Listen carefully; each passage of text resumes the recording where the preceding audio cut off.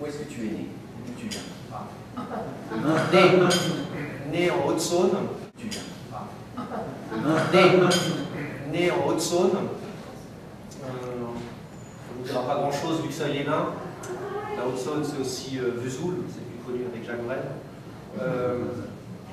Après, j'y suis né un 18 avril 1964.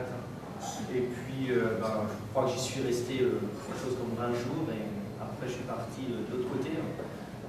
En fait, moi, j'ai la particularité d'avoir des parents qui sont de l'Est de la France, donc de Lorraine. Et on a passé de l'autre côté, il y a un petit passage qui s'appelle le col de Busson, on est parti en Alsace.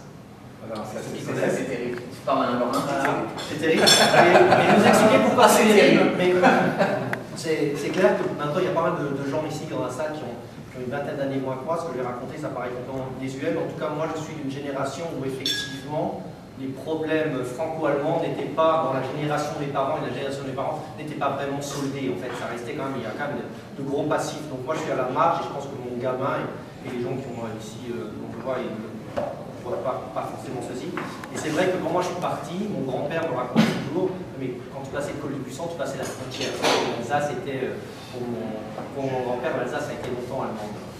Tu as donc vécu et fait tes études en Alsace. Tes parents faisaient quoi? Mon père était officier de gendarmerie, ma mère infirmière, et puis voilà, donc j'ai pas mal j'ai au gré des affectations de mon père. Tu as des frères consoeurs. Très bien. Donc tu as fait tes études en Alsace. Pourquoi avoir choisi des études en finance? Je ne le sais pas. Non, au départ, non, je vais être honnête avec toi. Au départ, j'avais envie, effectivement, à la sortie de mon baccalauréat, je ne peux pas dire que j'étais un lycéen exemplaire, il y avait des bons, des plus et du moins, mais ça donnait quand même du moyen au total.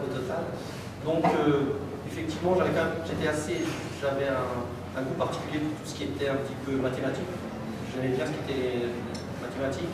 Pas les mathématiques pour les mathématiques, j'aimais bien aussi effectivement les faits historiques, et c'est vrai que l'économie, la finance, ça m'a permis de concilier un petit peu les deux, de pouvoir avoir un œil sur l'histoire et puis un œil sur les chiffres. J'aime bien les chiffres, c'est clair.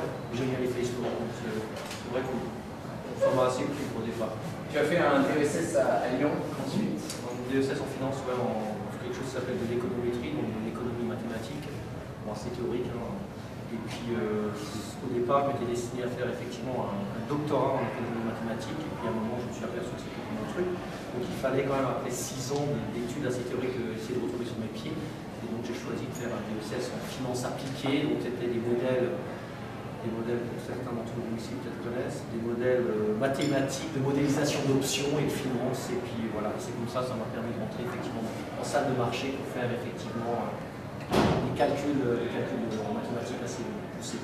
Alors à la sortie de ton DESS, on se place en 1990, c'est ça? Tu rentres dans ta première entreprise, qui est encore ton entreprise actuellement, qui est Saint-Gobain. C'était parce qu'ils étaient basés à Lyon? Non, pas du tout. En fait, ils étaient basés à Paris, et en fait, partant de Lyon, j'avais des possibilités d'entrer en finance pure chez des gens J'ai toujours cherché à travailler dans de la finance liée à l'entreprise, pas de la finance pour la finance, pas de la finance bancaire.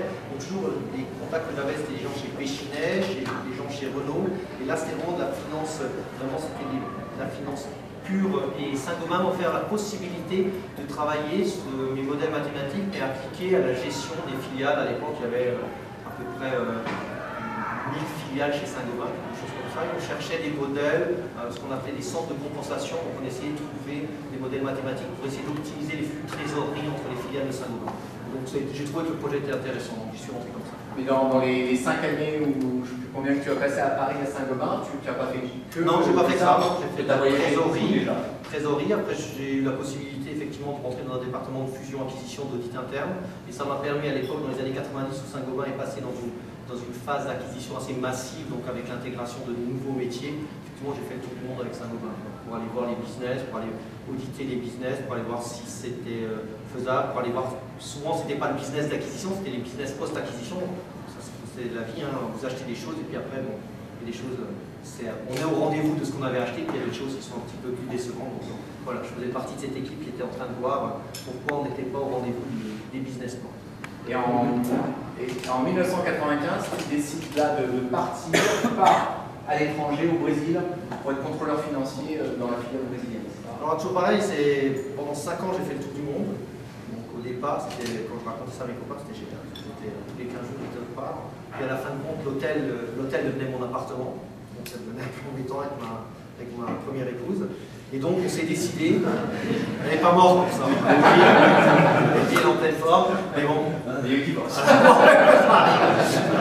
des histoires de la vie. Et donc en fait on s'est posé le cas et puis effectivement je cherchais à continuer dans ce métier, dans la finance, peut-être de façon plus appliquée. Et on m'a proposé d'arriver au Brésil, ce Brésil au carrefour des années 95 qui était en train de passer d'une économie hyper inflationniste à quelque chose de plus normalisé, puis qui a abouti à ce qu'est le Brésil aujourd'hui. Tu vas y passer quelques années, avancer dans ta carrière de contrôleur financier à directeur financier. Quand on fait une carrière comme toi, longue dans une entreprise, on a souvent un objectif. Quel était ton objectif à ce moment-là de carrière? Moi, je m'étais dit, je dis souvent à mes équipes, j'étais dit à 40 ans, c'était en 95, je m'étais donné à peu près, pour arriver à 40 ans, donc c'était en quelque chose avant 2004, arriver à être directeur général d'une filiale. C'était un peu, je m'étais fixé comme objectif en disant, 40 ans, ça serait bien que tu arrives à faire ça. Donc mon parcours a été c'est un peu l'idée que j'avais dans ma tête. Donc justement, on va avancer, mais tu as justement pris une direction générale en Argentine, donc ta première direction générale. Tu l'as prise à quel âge? J'avais moins de 40 ans, enfin, c'est pas rien.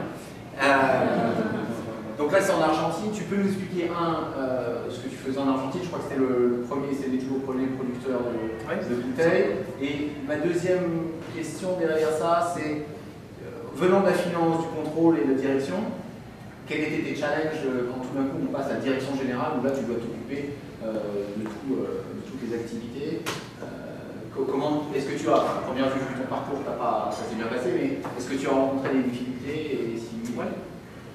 Donc au départ, ce qui s'est passé, c'est que Saint-Gobain avait acheté une société familiale, c'est souvent ça, on avait acheté une société familiale en Argentine, et puis si vous vous souvenez à peu près en 2002-2002, l'Argentine a souffert ce que un certain nombre de pays européens sont en train de souffrir. Donc une crise de la dette énorme avec presque une rupture du pacte social argentin, donc les gens dans la rue, enfin, tout ce qu'on peut imaginer, tout ce qu'on voit aujourd'hui qui s'est passé en Grèce ou en Espagne. Et donc moi j'arrive, c'était un peu le moment de remettre un peu l'église au milieu du village, enfin quand même de faire comprendre que c'était quand même une filiale internationale. Je rappelle que l'Argentine est passée par une époque où elle a sorti un certain nombre de sociétés françaises, notamment dans la gestion de l'eau, où l'Argentine a renationalisé. Donc nous, il fallait qu'on remette un petit peu notre activité et on s'est un peu sauvé par le fait que nous étions sur une activité qui servait les exportations argentines, puisque le vin argentin s'exporte énormément, vous en connaissez un peu le fleuron, le Malbec. Donc moi, c'était un petit peu de remettre le nom de Saint-Gobain au milieu de cette entreprise. Donc ça, c'était un des gros défis dans un pays que j'ai adoré. 15 ans d'Amérique latine, c'est vraiment un pays que j'ai adoré. Et puis dans les défis que j'ai eu quand je suis arrivé, vous passez de directeur financier à directeur général, ben pardon Julien, parce qu'il y a mon directeur financier qui est ici, mais je le dis, de temps en temps, quand on est directeur financier, et je lui dis de temps en temps, mais c'est pas pour lui, c'est ce que moi je faisais, c'est Yaka Faucon. C'est assez simple, quand vous êtes directeur financier, vous regardez les chiffres, il y a quelqu'un qui a mis un budget, puis vous êtes, voilà, pourquoi tu n'as pas fait ce budget? Je veux dire, je caricature. Et je pense que quand vous passez à directeur général, ben, vous êtes obligé d'appréhender les différents comportements. La première chose d'un commercial qui vous donne des prévisions qui ne sont jamais les bonnes. Quoi. Quand il est au-dessus, c'est parce qu'il est merveilleux. Quand il est en dessous, c'est parce que le marché a déconné, mais lui, il est pour rien. Et ça, je critique, je caricature, mais c'est un peu la vie. L'industriel qui vous explique que bah, lui, il peut toujours tout faire s'il ne fait pas de changement, s'il n'y a rien, s'il n'y a pas de samedi, il n'y a pas de dimanche, si des mecs...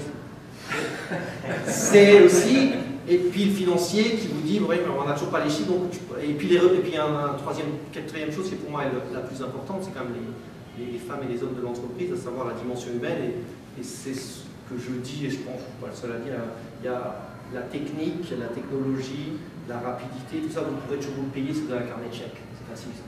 Voilà, la plus grosse bagnole, boire le meilleur vin, c'est pas toujours une question de talent non plus, c'est une question aussi d'argent.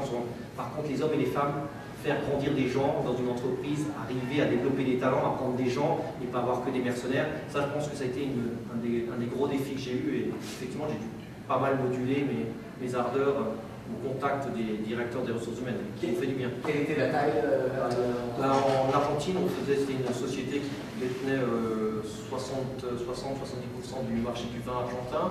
C'est une société qui faisait 400 personnes, qui avait un chiffre d'affaires d'environ 100 millions d'euros. Et là, tu prends un peu de galon encore et tu rajoutes chimie. Oui, en fait, on s'était vite rendu compte que nous, notre leitmotiv chez Verallia, c'était. Verallia, c'est effectivement la filiale vert emballage de Saint-Gobain. Et donc, une de nos forces, c'est dans le marché du vin. Et effectivement, on était dans les vins du Nouveau Monde. Donc, on était en Argentine, on était au Chili. Et c'est vrai que l'Argentine et le Chili sont séparés par la cordillère des Andes, mais alors quand l'Argentine va bien, le Chili, des fois, ça va moins bien en vin, puis vice-versa. Par contre, on n'avait rien au Chili. Donc, on a cherché à s'y implanter, on n'avait absolument rien. Donc, moi, je suis parti sur un projet qui nous a vraiment motivé à acheter un champ de tomates et puis en transformer ça, c'était 40 hectares de champs de tomates qu'on a acheté et transformer ça dans une usine de production de bouteilles de verre. Donc c'était un gros défi, on a commencé de zéro en partant de la base argentine, en utilisant le savoir-faire argentin, former des gens, des gars qui ramassaient des cerises l'avant-veille et qu'on a formés à devenir des ouvriers sur des lignes d'emballage vert. Ça, c'est un petit peu plus délicat de démarrer une activité. Ça a été tout neuf, ouais, ça a été tout neuf, et puis le faire avec des Chiliens, des Argentins, des Brésiliens, donc essayer de concilier tout ça, des gens qui, a priori, pour vous, peuvent paraître assez proches, et qui sont quand même très très loin, des Chiliens qui n'ont Dieu que sur les États-Unis, des Argentins qui n'ont Dieu que pour eux. J'espère qu'il n'y a personne là, et des Brésiliens qui sont quand même le centre du monde. On dit en Brésil, c'est quand même le paradis sur terre, le Brésil. Donc, je veux dire, c'est quand même des gens qui ont des... Je prends pour nous français, des égos assez forts, c'est pas très grave, on sait faire avec. Hein. Donc voilà, donc j'ai trouvé ça et on a réussi à faire quelque chose. Aujourd'hui, la société, en l'espace de 7-8 ans, a pris un quart du marché. Quoi. Donc, on est satisfait, c'est pas peut-être pas toujours là où on voudrait. Vous avez toujours une usine Ah oui, on a une usine. Maintenant on a une usine, on essaye de trouver. Le problème dans nos activités, c'est que les investissements sont extrêmement chers. Donc on ne peut pas se louper non plus. Donc effectivement, à titre d'indication, une usine d'emballage vert, c'est entre 50 et 60 millions de dollars, plus le fonds de roulement. Donc c'est pas des petites entrées. Aujourd'hui, sur le Chili, on a effectivement, on doit essayer d'optimiser à la fois ce qu'on a au Chili et ce qu'on a en Argentine, et essayer d'optimiser les flux pour pouvoir construire une prochaine. Le modèle était déjà du B2B. Total. Donc là, tu passes quelques années à faire ça et tu décides de revenir prendre la direction générale au Brésil. Pourquoi est-ce revenu Deux choses. J'avais effectivement, quand je suis parti en Argentine et puis au Chili avec ma femme, donc, je vous l'expliquer. Donc, ma femme, c'est la deuxième, ça sera la dernière, j'espère. Voilà. On avait choisi effectivement un mode de vie un peu particulier. Moi, je travaillais la semaine. Katia était restée, elle avait une activité au Brésil qui l'apprenait. Elle avait une activité dans le domaine du vin également, parce qu'elle est sommelier.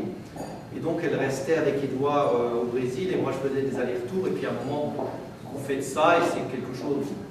Au départ, ça paraît tout beau, quoi, hein, c'est toujours possible. Et honnêtement, au bout de 4-5 ans, ça use. Quoi. Le dimanche soir, 22h, vous prenez vos valises pour aller à l'aéroport. Les valises, elles commencent à être lourdes, même si vous n'avez rien dedans, ça devient très lourd. Vous avez votre gamin qui vous regarde partir. Donc voilà, on est tous humains et donc pour moi, ça devenait un petit peu lourd. J'ai demandé à Saint-Gobain soit la possibilité, à l'époque, soit je quittais Saint-Gobain, soit j'avais d'autres défis. Quoi. Et effectivement, c'est un petit peu la chance, il y a d'autres choses qui se sont présentées. Donc ça a lié à la fois mes volontés, mes ambitions professionnelles et puis surtout retrouver un certain équilibre familial. Je rebondis parce que tu as dit soit je quittais Saint-Gobain, donc tu y as pensé souvent? 3 fois. Et à chaque fois où j'y ai pensé, la première fois c'est avant de partir au Brésil, c'est vrai que j'en avais un peu marre d'un petit peu ces voyages. Donc, si Saint-Gobain me connaît bien, quand ils me font trop voyager, à un moment, ils doivent se dire, on arrive à la limite. Donc, j'ai un degré d'absorption de ça. Et donc, j'avais effectivement à chercher à partir. Et au moment où je voulais partir, on me dit, ah, stop, vous avez trouvé quelque chose, ça vous intéresse. Après, j'ai regardé. Je pense que dans toute ma carrière, je continuerai à le faire. Je regarde toujours ce qui se passe sur le marché. Je pense que je ne suis jamais fermé. Je suis absolument transparent là-dessus.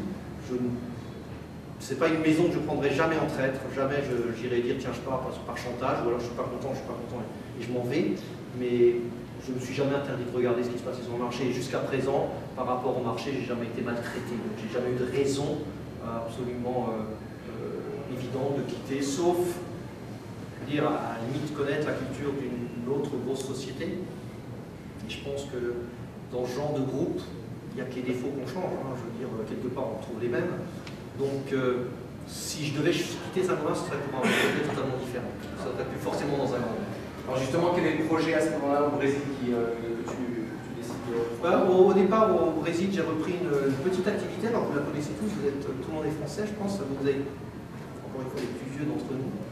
Je me rappelle d'une petite société qui s'appelait Duralex, les verres de cantine. Oh oui. Regardez les petits numéros. J'ai 10 ans, j'ai 11 ans, j'ai 12 ans. Voilà. Ça n'allait guère au-delà parce que c'était des numéros de moule. Hein. Ça dépend du nombre de gobelets qu'ils pouvaient fabriquer par machine. Donc les fameux Duralex. Donc en fait, c'était jusque dans les années 90. Il faut quand même savoir que Saint-Gobain, c'était le premier producteur de ce qu'on appelle de la gobeletterie au monde. C'est-à-dire qu'on avait des activités en France, en Espagne, en Italie, en Allemagne, extrêmement et au Brésil. Gros acteur. Dans les années 90, Saint-Gobain ne voit plus d'avenir dans ce métier. Il décide de se désengager et vend ça à un groupe italien qui s'appelle Rocco Bormioli, dont la société Duralex. Par contre, garde une activité au Brésil qui est extrêmement profitable. Et donc, quand on m'a appelé pour le défi c'était de garder un certain nombre. C'était un moment où on voyait bien qu'il était la fin, quoi. Je veux dire, quand moi je suis arrivé en 2008 dans cette société, on savait que Saint-Gobain se défrait de cette activité et l'idée c'était de s'en défaire par le haut, de trouver un vrai partenariat, une vraie sortie pour l'activité. Et tu as fait ça combien de temps? 3 ans. Okay. Ça nous emmène à 2007, 2008 2008, 2011. Ok. Ah d'accord. Ouais, 2008, 2011. Et puis donc, après... Là, donc, tu as vraiment une opportunité qui était peut-être Saint-Gobain. Ouais, non, effectivement, je l'ai eu. Effectivement, on avait deux pistes, on avait deux acquéreurs possibles. L'acquéreur qui a été choisi, c'est pas celui avec qui moi, personnellement, Après, je vous dis qu'on vous vendait quelque chose, il y a le ticket, le mot final de sortie, ça s'appelle un chèque. C'est-à-dire, vous pouvez avoir toutes les bonnes intentions du monde, vous avez des tas de gens qui vont vous dire « j'ai envie de ton activité, c'est super, c'est génial », et tant qu'on n'a pas une vraie proposition sur la table, et donc en fait les Brésiliens qui ont fait une proposition, qui était une belle proposition, qui était celle qu'on a le plus valorisée, pas seulement sur le montant du chèque, sur la dynamique industrielle, sur ce qu'on allait offrir derrière comme perspective aux gens. Je crois que c'est ça surtout qui était important, savoir que les gens puissent repartir sur un bateau qui soit solide. Et donc, voilà, moi j'avais la possibilité de partir, et puis à ce moment-là, bon, je pense que les dirigeants ne sont pas fous non plus, ils se sont dit, bon ben, qu'est-ce qu'on fait quoi? Soit on le laisse partir, soit on va proposer effectivement de venir en Californie. Donc là, tu débarques au début d'année aux États-Unis. 27 décembre 2011, fin d'année 2011. Pourquoi avoir abandonné l'Amérique latine, où tu as fait quand même le gros de ta carrière, où je suppose que tu as une valeur essentielle, aussi pour le groupe? Tu as préféré un nouveau challenge? Moi je pense qu'il était temps parce que si je restais encore effectivement au Brésil, je devenais le Brésilien de service. C'est pas péjoratif, hein, mais moi je ne suis pas brésilien. Donc comme je ne suis pas argentin, comme probablement je ne serai pas américain, je reste français. Donc j'avais pas envie non plus de rester catalogué dans cette catégorie. Je me suis plu énormément au Brésil. J'ai adoré, je vous l'ai dit, l'Argentine. C'est vraiment des pays où, quand je retourne en Argentine, ça me fait toujours un petit peu des frissons dans le dos. Donc c'est des pays où j'ai aimé travailler, c'est des pays où j'ai fait énormément d'amis. Et par contre, j'avais envie effectivement d'un nouveau défi, de remettre tout sur la table et puis de me dire, tiens, si ça a marché au Brésil, ça a marché en Argentine, si ça a remarché au Brésil, si ça avait marché en France, pourquoi ça marcherait pas aux États-Unis? Puis c'est un rêve de gosse, quoi. Les États-Unis, ça reste plus. Voilà. Je ne sais pas combien de temps je vais y rester. Quand je suis arrivé au Brésil, on dit que c'était pour 3 ans, je suis resté 15 ans. Là aujourd'hui, au bout bout de 3 mois, je vais vous dire, je ne sais pas.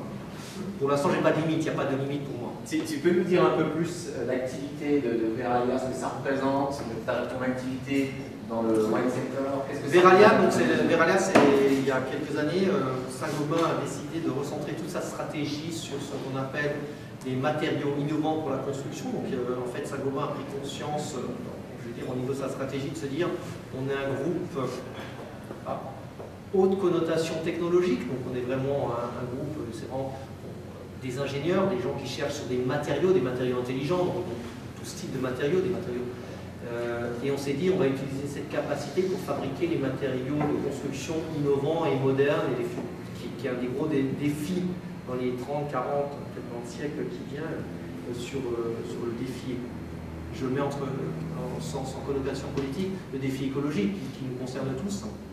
Donc Saint-Gobain a décidé de recentrer à la fois la production de matériaux de construction intelligents qui soient capables de répondre aux défis écologiques du futur, et puis la distribution d'entrer dans la distribution de ces matériaux de construction. Partant de là, donc une stratégie, on va dire, centrée autour de l'habitat. Bon, l'habitat, la bouteille dans l'habitat, sauf qu'on fait un repas avec vos amis, ça ne rentre pas vraiment dans cette stratégie. Donc réellement, on avait une activité qui est assez grosse, qui a assez d'autonomie, donc Saint-Gobain a décidé que cette activité qui s'appelle Veralia, donc l'emballage vert, était à même, avait la force, avait la carrure pour voler de ses propres ailes, donc avoir un nouvel actionnaire qui puisse être soit progressivement Veralia, soit tout de suite un nouvel actionnaire, donc qui puisse devenir une société cotée en bourse en elle-même. Donc cette décision a été actée. Maintenant, les marchés financiers sont ce qu'ils sont. Donc Saint-Gobain est content de satisfaire cette activité et la mettra sur les marchés le moment où les conditions seront propices. Donc, je ne sais pas plus que vous, c'est ce que les journaux en disent. Pour nous, c'est le second producteur mondial d'emballage vert. C'est le leader pour ce qui est l'emballage vert pour les marchés du vin, pour les marchés des spiritueux.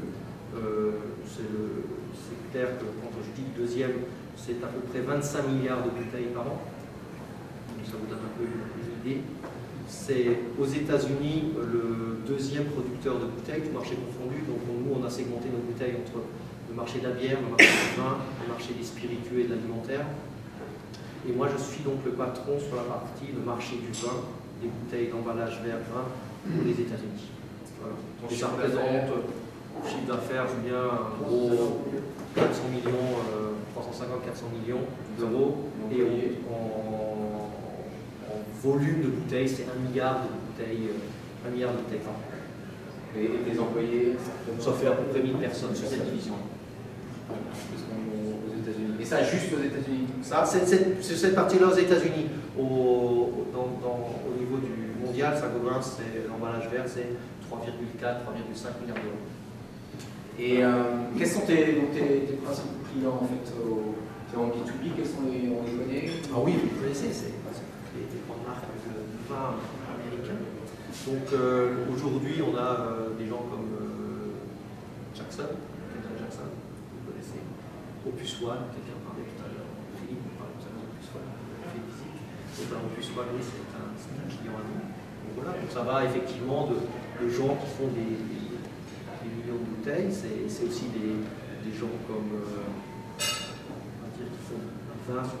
Moi, j'aime pas la connotation populaire, mais des vins avec des prix de marché qui sont autour de 2, 3, 4, 5 dollars, et puis des gens qui vendent des bouteilles 100, 150 dollars. On a tout le spectre. Des clients sympathiques quand même. Des clients en général tous sympathiques, même les gens qui font quand on est français, de temps en temps, on a un petit peu de recul par rapport à ça, mais je pense que tous les gens que je rencontre dans le vin sont des gens passionnés. Ils aiment ce qu'ils font. Alors. Ils sont conscients des limites de leurs produits, mais ils essayent de faire le meilleur produit dans le ranking de prix où ils sont. Ils essayent de faire la meilleure qualité. Alors effectivement, c'est peut-être plus sympa de faire de la Ferrari que de faire des Fiat, mais bon, Fiat transporte beaucoup plus de personnes que des Ferrari. Quels sont les, si tu es venu, c'est pas pour rien, quels sont les principaux challenges que tu as aux États-Unis? On a plusieurs challenges. Première chose, parce que vous ne savez peut-être pas tous, mais je veux dire, aujourd'hui, aux États-Unis, on ne boit pas par tête d'habitant, on ne boit pas beaucoup. Hein. Je veux dire, aux États-Unis, on doit boire, en relation à la France, 10 fois moins par tête d'habitant. En France, on boit à peu près 50 litres de vin, 50-52 litres de vin par tête. Les les États-Unis en boivent 4, 5, quelque chose comme ça. Je ne suis pas sûr encore, après 3 mois pour le très crédit de mon imprécision, je ne suis pas sûr que ça soit 4 ou 5. Pourtant, on est là. Mais c'est quand même plus de 300 millions d'habitants. C'est un pays qui, pour moi, j'ai passé mon baccalauréat, c'était 220 millions d'habitants. Aujourd'hui, je pense qu'on va taper 320, donc on a gagné sur l'espace de plus de 20 ans 100 millions d'habitants. Donc c'est quand même des pays qui, c'est pas des pays en voie de développement, c'est pas le Brésil, c'est pas l'Inde, c'est pas la Chine, mais ça pousse quand même plus que la France ou que l'Europe en général.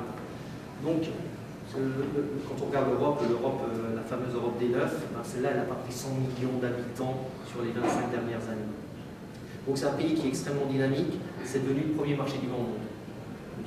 C'est plus de... sur la consommation, c'est un marché qui est mondial, donc effectivement on produit du vin, on y importe du vin en liquide, donc des régions, il n'y a personne du Bifrance ce soir, mais je peux vous expliquer ça très bien, des régions comme le Languedoc exportent leurs excès en bulk, puis il y a énormément de maisons françaises qui exportent leur vin en bouteille. Donc c'est devenu un marché qui est absolument énorme et qui croît très très vite. L'année dernière, sur la moyenne américaine, la consommation de vin aux États-Unis a augmenté de plus de 5%. 2010-2011.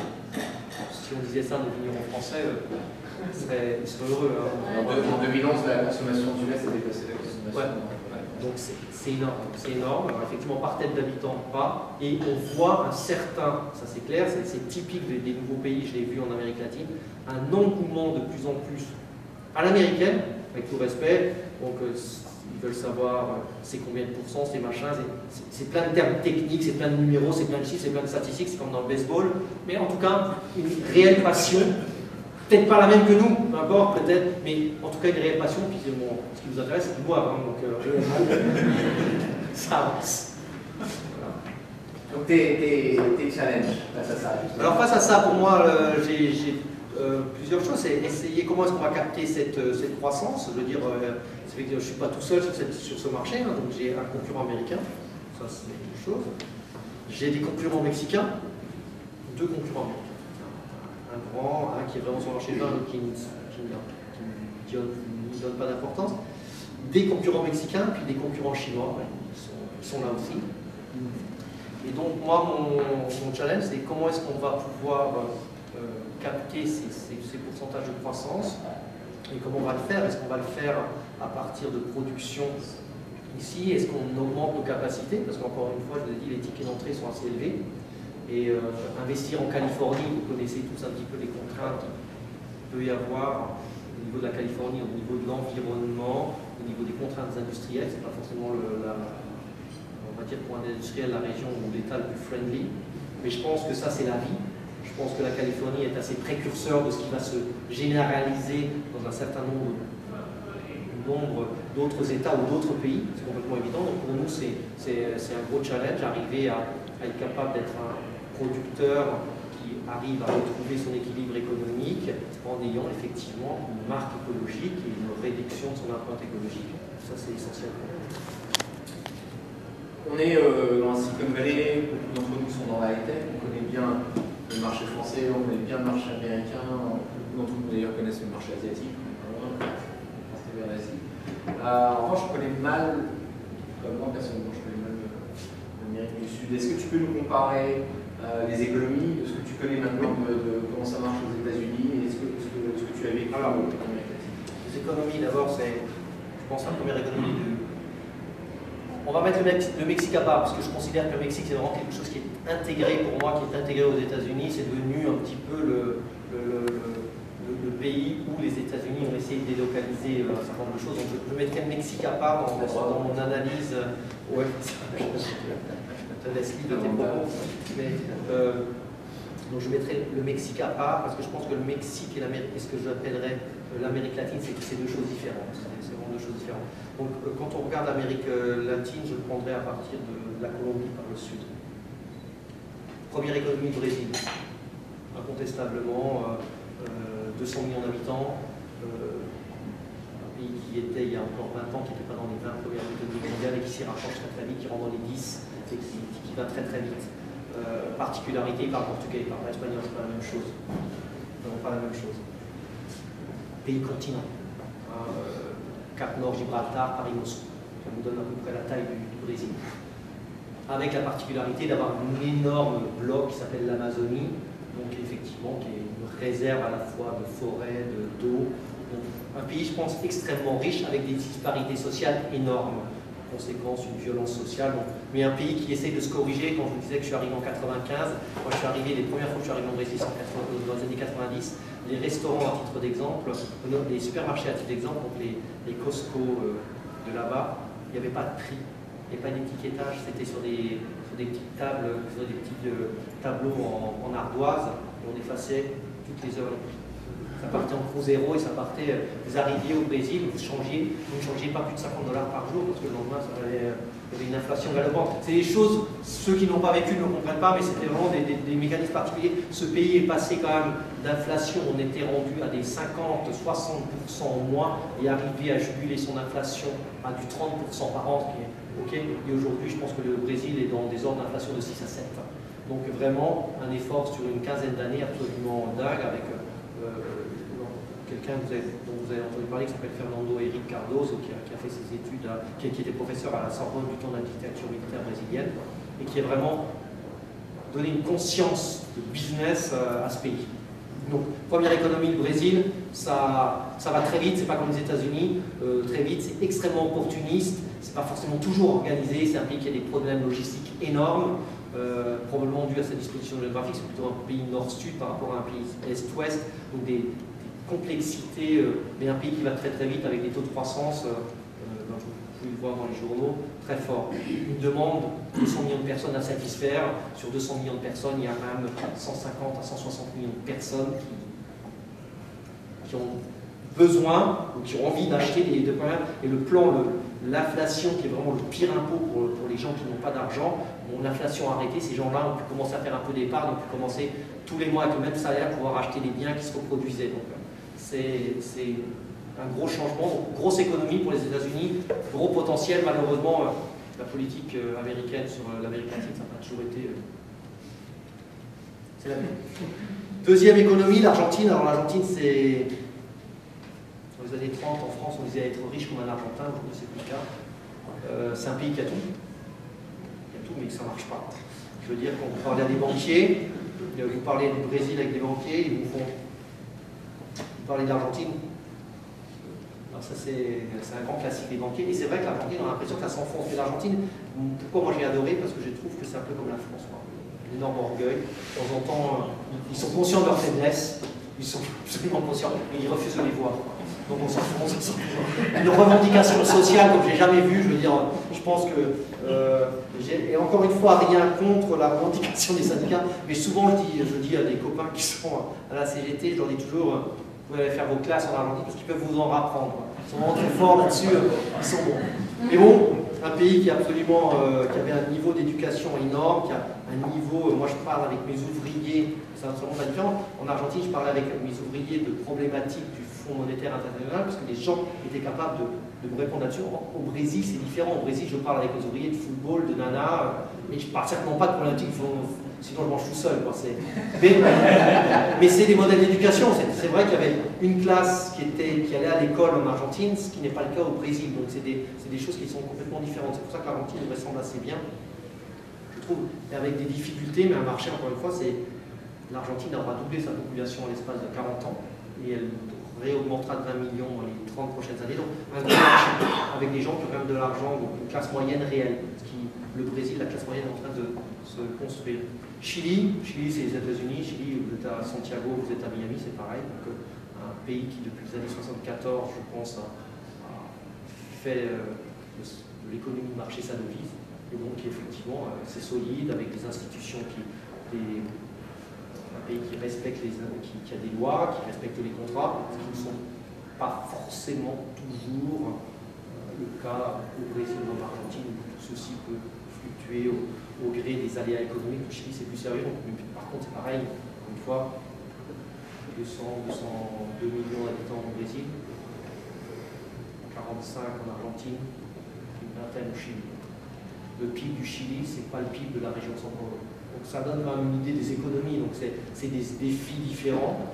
C'est des pays où c'est des cultures différentes, mais c'est vrai que le Chili, c'est une croissance assurée stable. L'Argentine, ça peut être skyrocketing et ça peut être l'enfer en 3 minutes. Hein. Il y a les gens qui étaient dans la Générale des Eaux, dans la Lyonnaise des Eaux l'ont connu, hein. Ça peut être tout bien ou tout mauvais. Puis le Brésil, je pense que c'est quelque chose qui est aujourd'hui en train de se stabiliser, une croissance entre les deux, et je pense qu'il y a tendance à se normaliser. Bon. Après, il y a 2 autres pays dont on ne parle jamais. La Colombie. La Colombie, c'est l'équivalent de la France. Et je pense que là,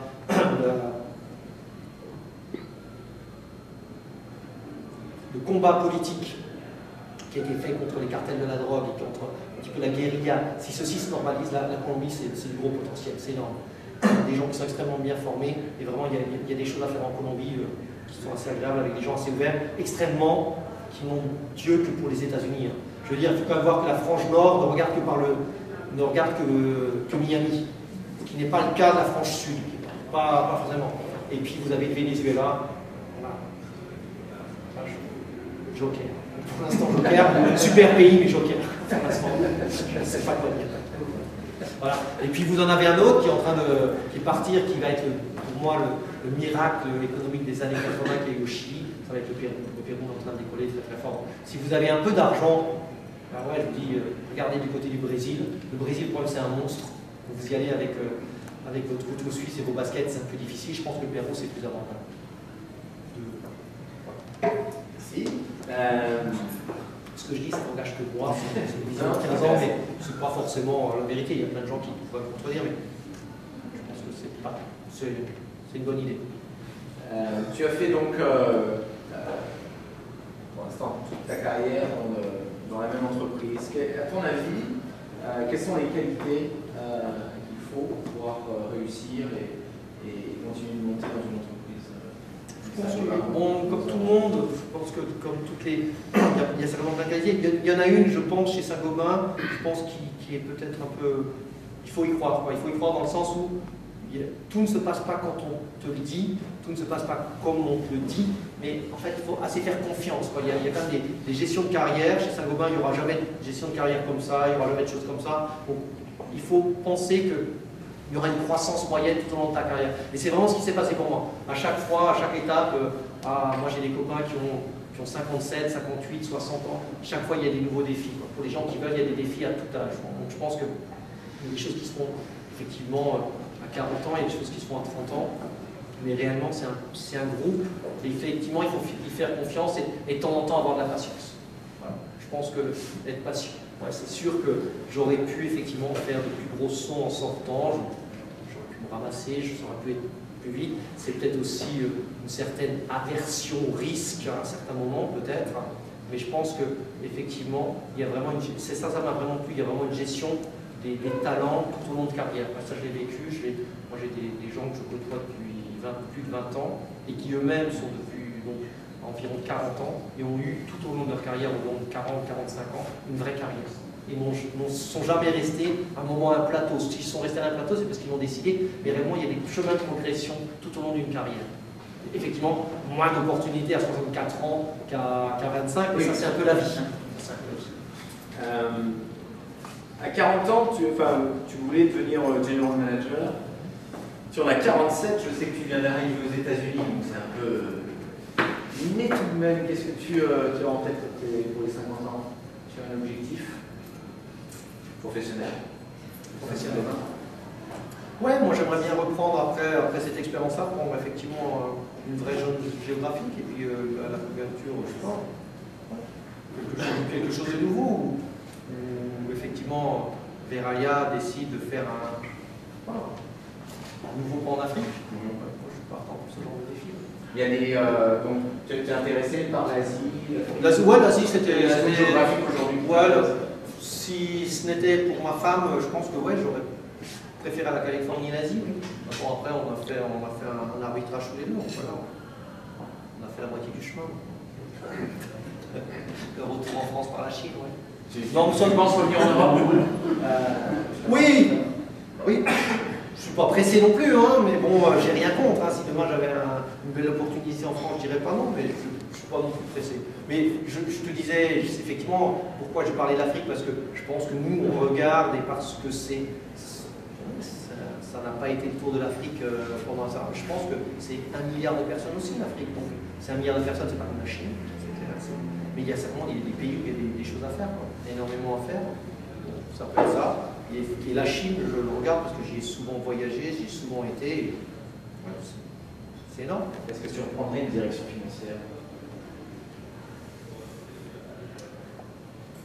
Alors, ouais, si tu sais, dans la vie, quand on coupe un bras, tu as 2 solutions. Hein. Tu veux dire, je suis foutu, et puis sinon, tu vas. Oui, je me sentirais capable, c'est pas forcément ce que j'aurais envie de faire, quoi. Refaire une direction financière, je pense qu'aujourd'hui ça limiterait. Alors, je serais certainement aussi, par rapport à mes copains qui sont restés dans la finance, effectivement un directeur financier forcément atypique pour nous. Donc je serais probablement assez détaché. Donc, est-ce que je serais un bon directeur? Je pense qu'un directeur financier, c'est quand même quelqu'un qui doit être attaché à ses chiffres. Alors, moi, je pense que j'en serais un peu trop détaché pour être un excellent directeur financier maintenant. Donc voilà, donc, je pense que ça rentrerait en conflit avec mes collègues de RH. Voilà, donc, ouais, ça bousculerait. Impossible, non, c'est pas impossible. Après, mais c'est pas vraiment ce que je souhaite. Tu passes ton temps à voyager, je suppose. Oui. Beaucoup. Je vais essayer de faire voir, préparer cette interview, c'est pas facile. Donc déjà, merci d'être là avec nous ce soir, mais tu as le temps de faire quelque chose Mais je prends des bons avions. Oui, je pense. C'est une petite allusion à Julien qui a pris un autre avion et qui s'est pris 6 heures de retard pour revenir d'un côté. Mais bon, c'est la biche. T'as peut-être pas le même billet. Non, c'était pareil. Il avait le choix. Vous aviez le choix. C'était pas le même avion. Voilà, c'est le privilège de la jeunesse. Dans le cas présent, c'était. C'est bien présenté. Et donc, est-ce que tu fais quelque chose en dehors? Tu as des activités? Alors, ouais, ça c'était la question qui tue. Là, depuis 3 mois, je fais que de bosser, quoi. Donc là, c'est un peu délicat. C'est vrai qu'avec Katia, on va essayer d'installer une maison, de retrouver un peu nos espaces, de retrouver les amis. Ça, c'est un des gros challenges pour ceux qui auront ce genre de carrière. C'est quand vous changez de pays, le boulot pour celui qui travaille, que ce soit lui ou les deux, c'est facile, vous faites beaucoup de relations. Après, c'est de refaire un peu les amis en dehors du boulot. Ça, c'est dur. Ça, c'est vraiment quelque chose de difficile. Vous arrivez, 15 ans, c'est presque une vie, donc vous avez des gens avec qui vous avez eu des gamins en même moment, les gamins au même âge, vous changez. Donc, refaire ça, c'est pas facile. Et puis, vous rentrez chez des gens qui eux-mêmes sont depuis 10 ans ou 15 ans ici. Donc, vous êtes un peu l'intrus, hein. C'est les cousins qui viennent d'Amérique, qui viennent vous emmerder. Donc, c'est un peu ça. Donc, ça, c'est difficile. En termes d'activité, j'en ai pas assez. Donc, c'est clair qu'on s'est fait un défi avec Katia. On aimerait avoir la possibilité de jouer au golf et puis de faire autre chose que de taper dans le gazon. Donc, on va essayer de faire ça. On va essayer de voir si on arrive à trouver du temps, en tout cas, surtout moi, à trouver du temps pour dégager les samedis matins pour faire un peu des parcours. Si tu as pris le bon avion. Si j'ai pris le bon avion, voilà. Donc je ne vais pas suivre les conseils de Julien.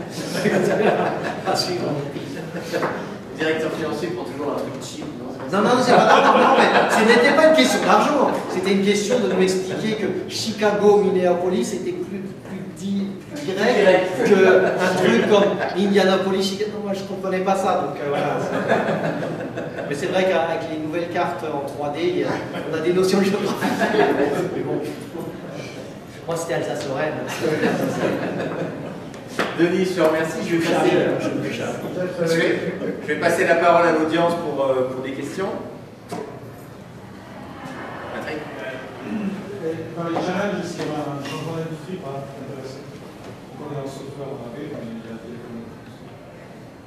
Un changement d'industrie. Ouais, moi j'ai toujours aimé tout ce qui était dans le boulot que j'étais avant. J'étais dans le succès de Bobetterie. C'était une activité B2C. C'est quelque chose qui m'a beaucoup plu. Quelque chose où on est vraiment plus en contact avec les clients et on voit le résultat. Je veux dire, donc quand vous faites un produit de Bobetterie, c'est des produits qui vont sur des linéaires de supermarchés. Vous valorisez votre produit. Donc ça me plaît bien. Quand tu fais de la bouteille, j'aimerais bien faire de la publicité pour Veralia, mais enfin bon, je suis en train de vendre Opus One, c'est pas Veralia, donc c'est pas la même chose. Donc ça, c'est vrai que effectivement, moi, ce genre d'activité pourrait me plaire, effectivement. J'aime bien le contact, effectivement, avec des gens qui sont sur des problématiques commerciales, marketing, c'est quelque chose qui me plaît beaucoup. Maintenant, changer d'industrie, je pense que moi je suis marqué vert, mais j'ai fait aussi plein de choses dans les matériaux de construction, j'ai fait plein de choses dans aussi Saint-Gobain, c'est pas marqué vert, donc dans du vert, j'ai fait plein de choses dans du service, j'ai fait plein de choses sur du SAP, donc j'ai eu des chances effectivement dans ce groupe de toucher à plein de choses. Maintenant, effectivement, je ne vois pas partir sur quelque chose de totalement abstrait. J'aime bien étudier un produit, j'aime bien, quand je vais dire, tiens, je vais parler de quelque chose, j'aime bien visualiser. Donc peut-être que dans de la high-tech, où on parle de software, choses comme ça, où je n'arrive pas forcément à matérialiser ce dont je parle, je pense que je ne serais peut-être pas forcément très bon. Tu as fait de nombreuses années chez Saint-Gobain, dans le milieu corporel. Tu n'es jamais venu à l'idée de créer ta boîte, et surtout, quand chez Verallia, tu disais que Verallia sera peut-être un jour sur le marché. Tu ne considères pas que ce soit une possibilité pour toi de participer à la MBO? Dans le cas de Verallia, je suis déjà dedans, donc dans ce cas-là, je suis effectivement dans ce cercle-là de gens. Maintenant, sur cette particularité, là, oui, là, je suis engagé là-dessus. Donc, si on part, et ça dépend pas de moi, ça dépend de l'actionnaire. Comment est-ce que l'actionnaire va vouloir mettre la filiale, comment est-ce qu'ils vont vouloir gérer cet IPO. Donc ça dépend pas de moi. Moi, je suis partant dessus. Donc s'il y a un appel à des cadres dirigeants pour y participer, oui, je suis partant. Maintenant, créer ma propre boîte, si je le fais, c'est un truc tout débile, hein. Je recommencerai de zéro. Moi, j'ai la chance d'avoir une petite propriété en France avec un petit hectare de vigne. Voilà. Non mais en fait c'est parti de ça, c'était que ma femme, on avait un peu marre, je lui parle toujours de bouteille, c'est bon, tu nous emmerdes, on va faire c'est pas de la bouteille qu'on boit, c'est du vin. Donc on est parti, on fait un petit Vouvray. Pas 3-4 pattes à un canard, mais ça se vend quand même pas trop mal. Donc voilà, puis on se fait plaisir. Puis c'est surtout ça. Tu as des bouteilles quand même. Voilà, j'ai des bouteilles. Non, ça me vaut toujours Vincent qui s'occupe de ça, qui a d'autres, bien sûr, il y a d'autres choses. Et donc ça me donne. Donc, si je partais, ça serait quelque chose de là-dedans. Ça me plaît bien. Ce côté, j'ai regardé ça, ce côté essayer de développer peut-être un business de vin, de sport en France, mais en partant de France. Je pense qu'il y a vraiment des atouts, il y a des choses qu'on sait faire, on a vraiment des super produits. Maintenant, il faut arriver à les marketer. Et je pense qu'on a vraiment, je ne dirais jamais ça à mes clients californiens, mais je pense qu'on a vraiment des super produits. Maintenant, il faut arriver à bien expliquer. Je pense que nous, on a, avec ma femme, un certain nombre de clés sur les marchés qui sont demandeurs de ces produits. Peut-être. John? Quelle est l'influence du coût de l'énergie? Qu'est-ce que ça donnerait si le coût de l'énergie était multiplié par 2 ou par 3 dans les 2 années? Pour nous, bad news. Mais bad news pour tout le monde, je pense. Je suis sérieux. Nous, c'est clair que le principe du verre, le principe du verre, c'est donc des sources d'énergie pour amener en fusion du sable.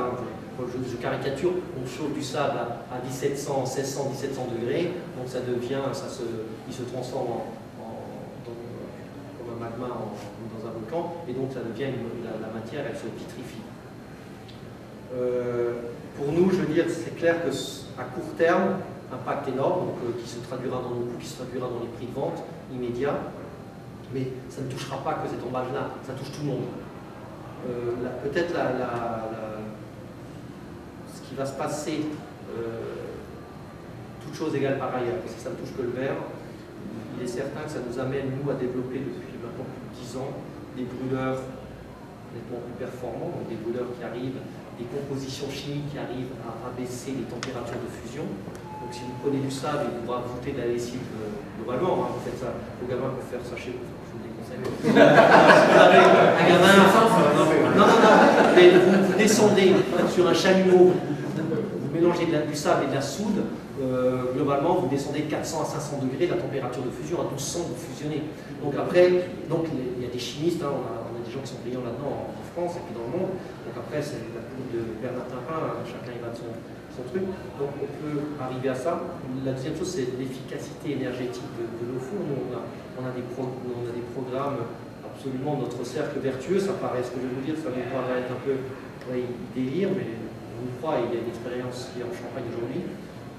Recycler tout le bois de vigne, tout ce qui est coupé à la taille, qui est coupé au printemps. On récupère, on en fait de la biomasse. De cette biomasse, on dégage un gaz, on arrive à faire des combustibles qui soient capables d'arriver à trouver de la fusion en bébé éprouvette, en four éprouvette. Aujourd'hui, on est capable effectivement d'arriver à produire du verre avec du gaz qui est le même produit comment ça s'appelle, je ne vais pas retrouver le nom en français. Oui, non, mais je veux dire, c'est la putréfaction des cèpes de vigne. Donc on arrive à en dégager, enfin dans procédure de biomasse, et effectivement on arrive aujourd'hui à ça. Petite échelle, petit, mais nous on y croit vraiment. Donc c'est un test qu'on est en train de faire.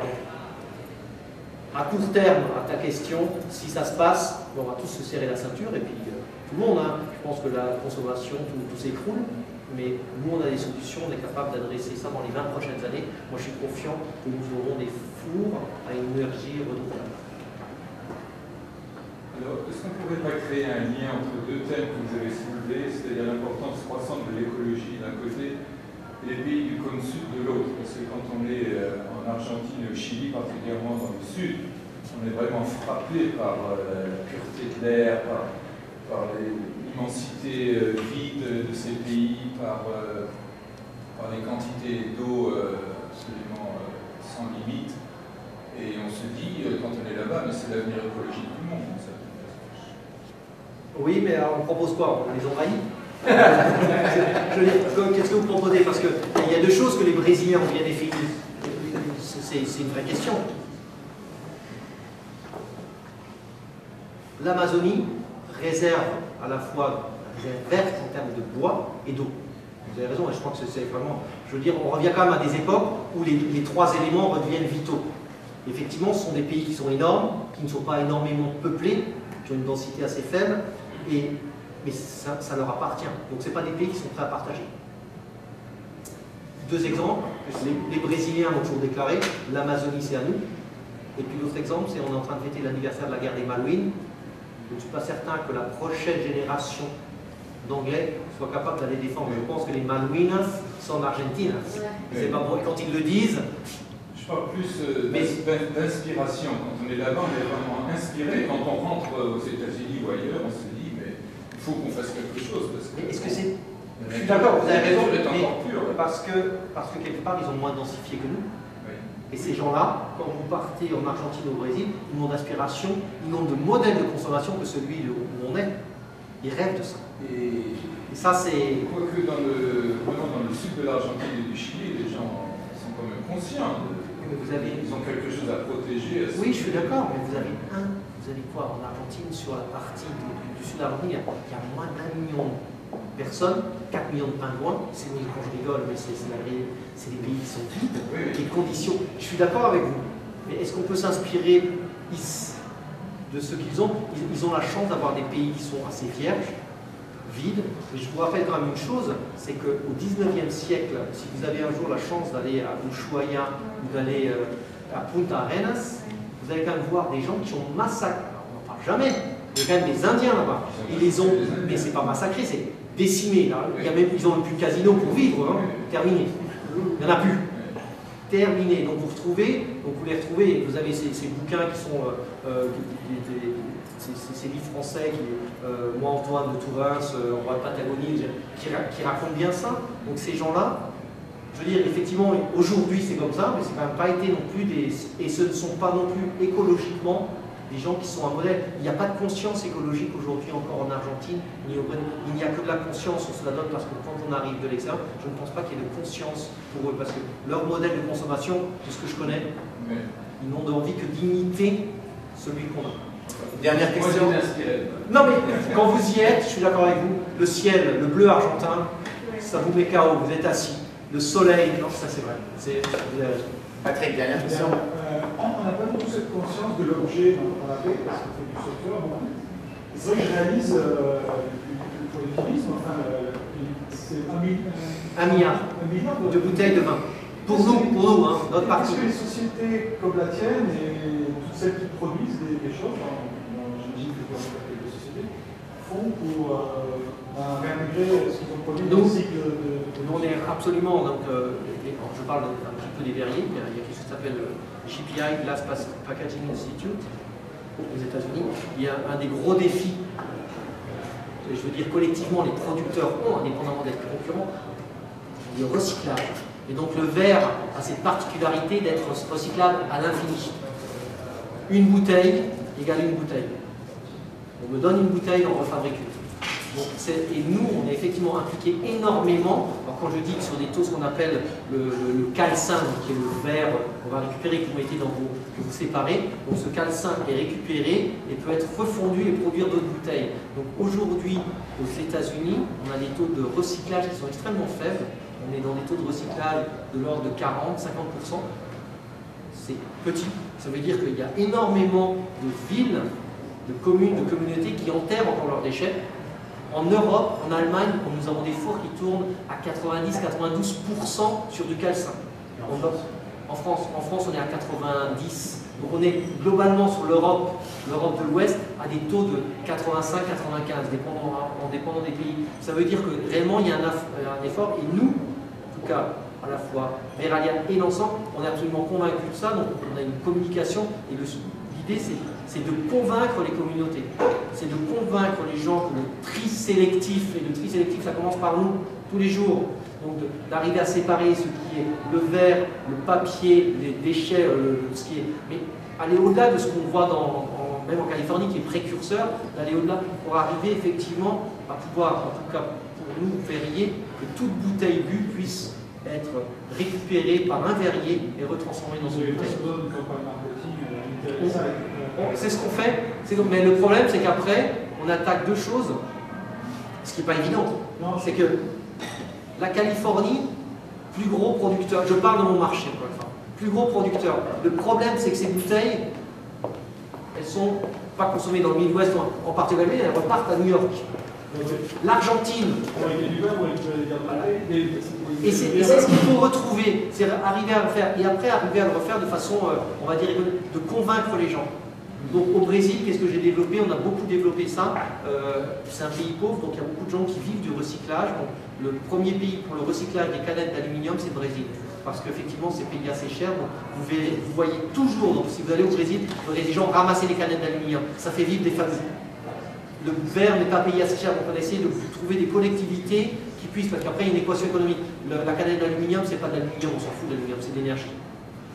Le coût d'énergie dans une canette est tellement important qu'on peut le payer très cher. Dans une bouteille, c'est moins. Dans une canette d'aluminium, on est à 60% d'énergie. Dans une bouteille de verre, on est entre 7 et 10. Donc les coûts qu'on peut repayer derrière sont différents. Mais par contre, ce qu'on peut faire, c'est qu'on a fait des gens, des communautés, c'est encore une fois des métiers de chiffonniers. C'est des métiers qu'on avait en France en fin 19e, début 20e. Bon, c'est des... J'ose espérer qu'un jour le Brésil n'aura plus. Aujourd'hui, c'est une réalité. Donc, on essaye de faire que les collectivités puissent et essayer de leur racheter ceci à un prix décent pour leur permettre de vivre. Et ça, je pense que c'est nécessaire. Mais ces gens-là font un travail que la société civile ne fait pas parce qu'il n'y a pas d'intérêt. Parce que si nos gamins, si nous, on ne se mobilise pas, on va séparer, personne ne fera. Denis, je voudrais te remercier.